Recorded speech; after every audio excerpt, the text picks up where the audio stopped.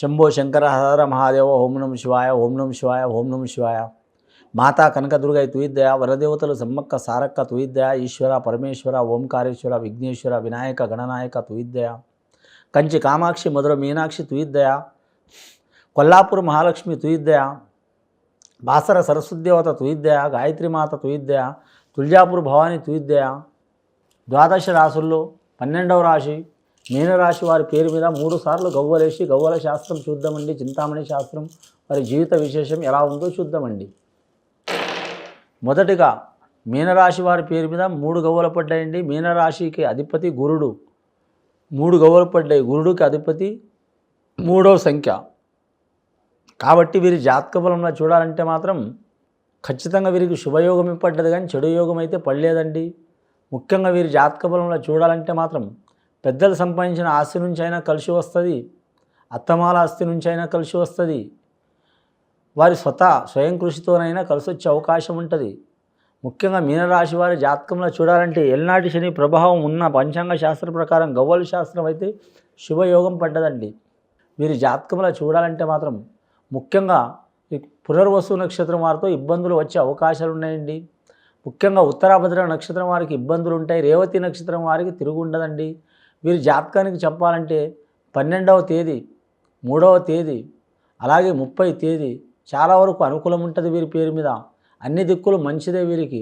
ముఖ్యంగా పడమర దిక్కు చాలా అదృష్ట యోగం. వీరి జాతకంలో పెద్దల ఆస్తి కలిసి వచ్చే అవకాశం ఉంటుంది, కానీ ఆశ ఉండదు వీరి పేరు మీద. 10 మందికి పెట్టి తినే యోగం ఉంటుంది వీరి జాతక బలానికి.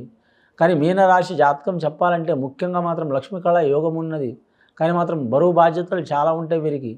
వీరు ఒక్కసారి మాత్రం మామూలుగా మాత్రం ఉండరు. ఒక పని పోయిందనుకో ఇంకో పని ఖచ్చితంగా చేస్తూనే ఉంటారు. కొన్ని కోట్ల ఆస్తి ఉన్నా కూడా మాత్రం తప్పకుండా ఏదో ఒక వ్యవహారంలో ఉంటారు, ఏదైనా ఒక పనిలో ఉంటారు. సమాజపరంగా కూడా మాత్రం సాయం చేస్తారు. కానీ మాత్రం ఈ చేత్తో దానం చేసింది ఈ చేత్తో తెలియదు వారికి అసలు గుణం ఉంటుంది. రెండవసారి గవ్వలేసి చూద్దామండి.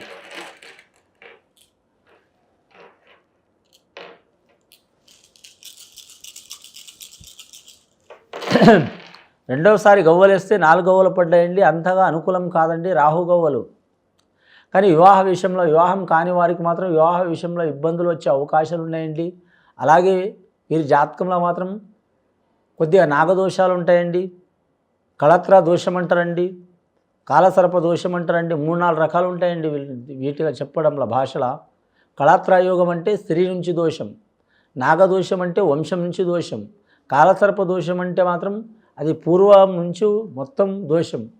దీని మూలంగా ఏముంటుందంటే అండి, కళ్యాణం కాని వారికి కళ్యాణం కాకపోవటం, లేదా అయితే మాత్రం సంబంధాలు వచ్చి దూరం కావటం, లేదా మాత్రం వివాహమైన తర్వాత అభిప్రాయ భేదాలు వచ్చి దూరం కావటం, లేదా కళ్యాణం అయినా కూడా మాత్రం భార్య భర్తలతో ఒకరి మనసులతో ఒకరు ఉండకపోవటం, దూరం ఉండటం, ఇటువంటి సంఘటనలు జరుగుతూ ఉంటాయి. ఆ శివాలయం శ్రీకాళహస్తికి వెళ్ళి రాహుకేతుల పూజ చేపించాలి.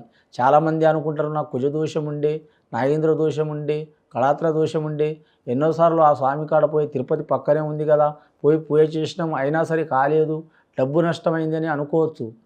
అది అయ్యే టైంకి తప్పకుండా అవుతుందండి. ఒక పనికి ఒకసారి వదిలిపెట్టి 10 సార్లు కూడా ప్రయత్నాలు చేయాలి. కానీ మాత్రం 10 సార్లు ప్రయత్నాలు చేస్తే తప్పకుండా అవుతుంది. మేము జ్యోతిష్యం చెప్పంగానే కాదండి, మీ ప్రయత్నంలో గొప్పతనం ఉంటుంది, భగవంతుడి దయలో గొప్పతనం ఉంటుంది. కానీ భగవంతుడి దయ ఎప్పుడు ఉంటుంది, మంచివారి మీద ఉంటుంది, చెడువారి మీద ఉంటుంది, అందరి మీద ఉంటుంది. మేము జ్యోతిష్యం చెప్పేటోళ్ళం, చెప్పేది చెప్తూనే ఉంటాం. కానీ మీరు చేసే ప్రయత్నం చేసేటోళ్ళు బాధ మీది కాబట్టి మీరు ఖచ్చితంగా మాత్రం రావుకేతుల పూజ చేపించి శ్రీకాళహస్తిలో పూజ చేపిస్తే చాలా వరకు శుభయోగం అవుతుందండి. శతకోటి దరిద్రానికి అనంతకోటి ఉపాయాలు అన్నట్టు ప్రతిదానికి ఓ సొల్యూషన్ ఉంటుంది. మీరు ప్రయత్నిస్తే మాత్రం తప్పకుండా ఫలితం ఉంటుందండి. 3వసారి గవ్వలేసి చూద్దామండి. ఇప్పటివరకు అయితే 7 గవ్వలు పడ్డాయి మీన రాశి వారి పేరు మీద.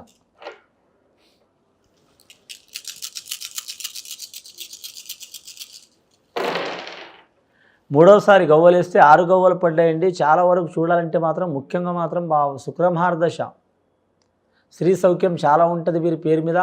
కళాకారులకు తిరుగు ఉండదు వీరి జాతకంలో.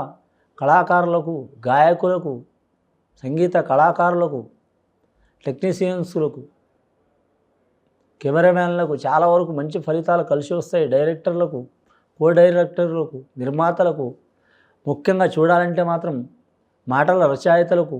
మాట లేనిది ఏది నడవదండి. మనిషికి మని కంటే మాట ముఖ్యం ఉంటుంది ఒక్కోసారి. కానీ మాత్రం ఒక మాట మంత్రం అని ఒక వాక్యంలో కూడా ఉన్నదండి.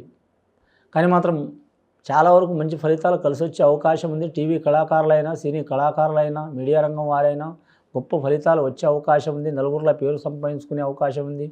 నలుగురిలో పేరు సంపాదించుకుంటుంటే ఎవరో ఒకరు వేయాలని చూస్తారు. ఎంతమంది చేసినా ఏం కాదండి, వారికి అనుకున్నది సాధించే అవకాశం ఉంది. ఫ్యూచర్లో నమ్మిన పని జయమయ్యే అవకాశం ఉంది. పెద్దల లక్ష్మి ధరించే అవకాశం ఉంది. వీరు చేయాల్సింది ఏముందంటే ఖచ్చితంగా మాత్రం వీలైతే మాత్రం గురు రాఘవేంద్ర స్వామి మంత్రాలయం రాఘవేంద్ర స్వామి దర్శనం చేయాలండి.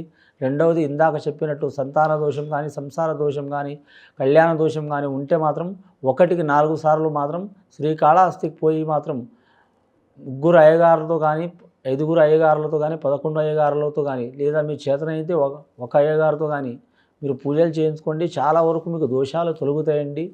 ఇది విని చూసి ఆచరించే వారికి చాలా వరకు శుభయోగాలు కలుగుతాయండి. శుభం భూయత్. సర్వేజన సుఖినో భవంతు.